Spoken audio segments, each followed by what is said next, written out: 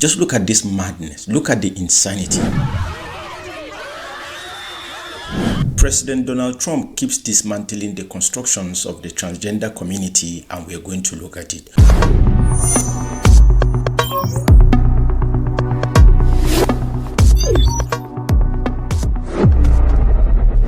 If you are new to this channel, be sure to give this video a thumbs up and subscribe to the channel so that you will be keep on the loop every time we post another video like this, which hopefully would be every day. So do that right away before we continue.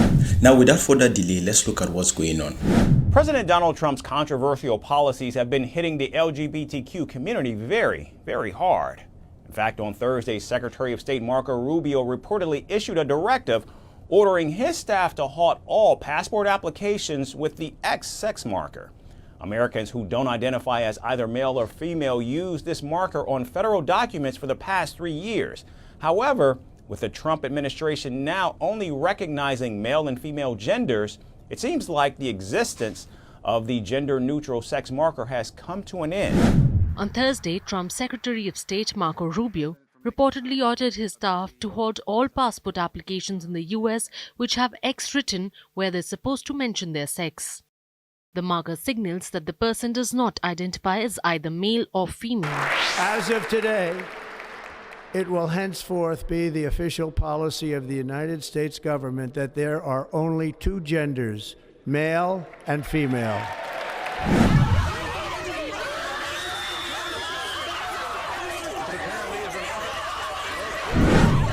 Trump also signed an executive order on the first day of his presidency narrowing down gender identity and imposing biological classification on people who do not want to be perceived like that anymore. And what is a woman?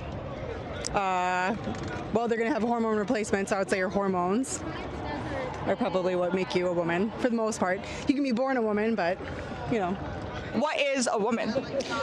A woman is a powerful, strong, like we're all together for each other.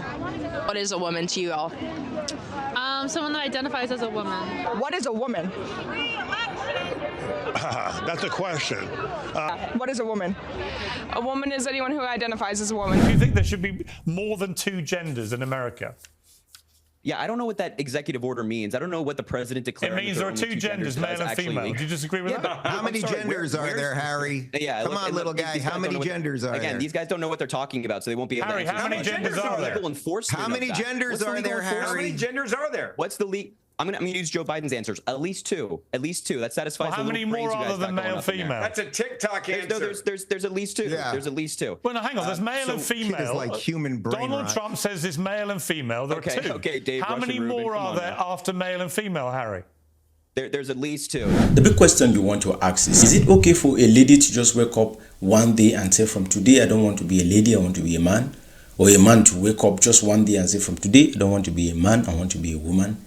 Is this really human right? Or is this just moral degradations in our society? Our society gradually drifting into moral absurdities and madness.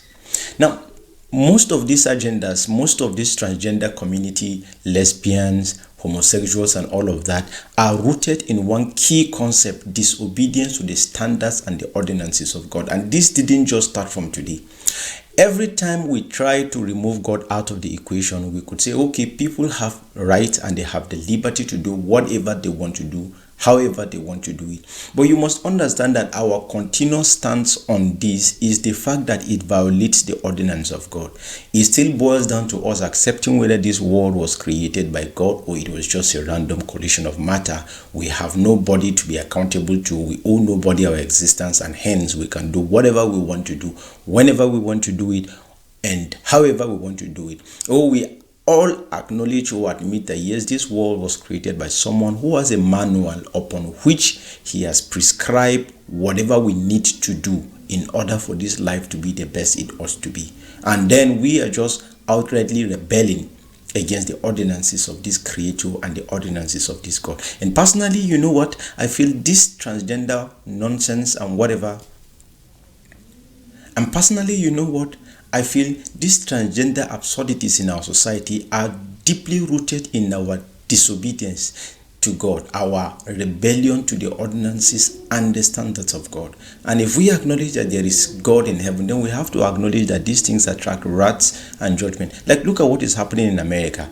No matter how you want to say it, nothing good comes out of disobedience. No prosperity, no progress, no blessings comes out of disobedience. Have you seen the hypocrisy in this so-called gender whatever that they are pushing out, where you want to seek the consent of parent before doing anything you want to do with their kids, yet you never seek their consent if they agree to the fact that they don't want their children to be taught these garbages while they are still growing up. You never sought their consent. And in UK, it is even said that most parents in UK now prefer to send their children to Catholic schools than they would send them to most of these liberal, these woke universities or these woke schools, institutions where these things are being taught to their children. They don't want their children to grow up with these kinds of rubbish, these types of garbages being fed to these children. And I think it's high time we rethink ourselves. In one way, you're talking about, no, you don't want people to force certain ideologies, force you to come to terms or to power with certain ideologies. Yet, are you not looking at the fact that you're also forcing other people to live with your own ideologies that they say they are not comfortable with? These are some of the things we ought to look at before we consider this. And you may be arguing out there saying, well, human freedom, everybody has the right to do what they want to do. We must not force you to conform to certain prescribed standards that the Bible spoke about. Now, let me ask you a question. You have a family member, for example, who decides to commit,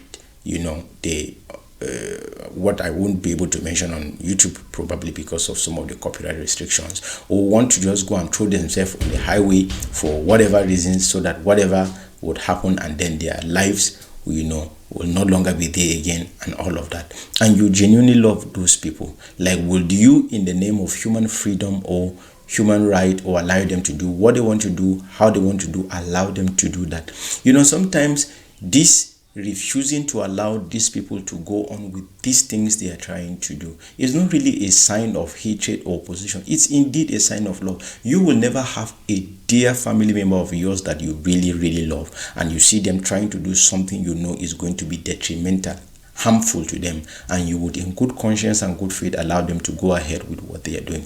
Whether you choose to accept the existence of God or not does not annul the fact that there is God, and it does not cancel out the fact that there is a hellfire that you would go into if allowed to continue on this path of destruction that you're heading to. Hence, it is just in right conscience, out of love, to stand on your way, whichever way we can, to ensure that you don't ride yourself to the highways of destructions. You probably are still doing what you are doing because you are still standing on the fact that all this is a hoax, it doesn't exist, there's no hell, there's no heaven, there's nothing, life ends immediately after death. But the reality, it doesn't annul the fact that if you die, you go and meet up with that reality. And those who know better owe you that responsibility out of love to stand on your way and stop you from heading to that destruction. Because we know that you don't know what you are doing. That's my thought about this. At the moment, I feel President Donald Trump is carrying out the will of God. President Donald Trump is standing out for the values of God. And in the long run, you may not appreciate what he's doing now, how he is dismantling these constructions of transgender people and all these regulations and rules and laws that are brought up in America to continually sink the country into degradation. But in the long run, I believe in time you will come to appreciate what is happening. Like, look at American kids, look at the teens, the same people that you claim you are bringing them up with this kind of culture. Look at what they are turning to. Like, just look at them. Just look at this madness. Look at the insanity. Look at what American teens are turning into because of this so-called freedom that you said, well, they are allowed to do whatever they want to do, however they want to do it, and there should be no certain level of decorum, there should be no discipline, there should be no, calling them to order, teaching them the right thing, denying them the wrong things, and allowing them to only do what is right. Like, look at what the society is turning into. Look at what American kids are turning into. And you think this is the best for the society?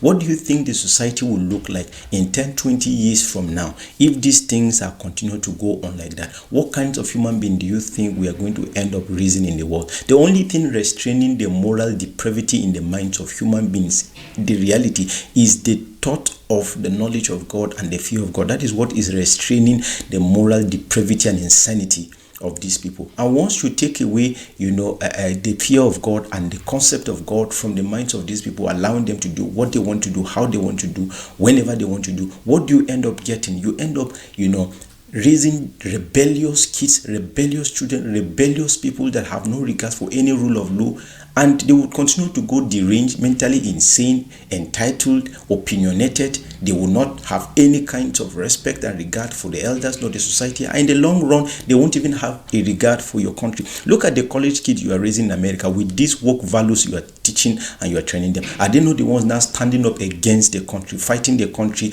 in every means, rebelling against everything the country is bringing up that is even going to be for their own security? And you think these woke cultures and these ideologies, this madness that you are pushing out to these children are doing your country any good? It is not. The truth of the matter is what President Trump is doing is helping the country, healing the country, restoring sanity to the country. So I believe God is using President Donald Trump to really sanitize America and bring back sanity to the nations. And you would have to appreciate him for what he's doing. You may not like it right now. You may not like what President Trump is doing right now. But I bet in the nearest future, you're going to realize what he's doing is for the best of America, for the best of the country. That's my opinion anyway. I want to know what you think about what is going on in the comment section. If you enjoyed this video, be sure to give it a thumbs up, like I said earlier, and press that subscription button so you'll be notified every time we post another video like this. Thanks for watching, and bye.